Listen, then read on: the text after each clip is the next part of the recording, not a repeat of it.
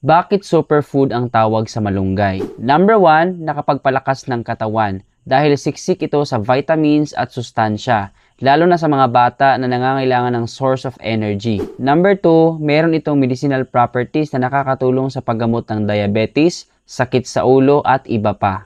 Number 3, nakakatulong ito sa metabolismo ng katawan, lalo na sa mga bata. Mabisa itong pampagana at panunaw dahil sa taglay nitong fiber. Nakakatulong din sa pagbigat ng timbang at paglaki o pampatangkad.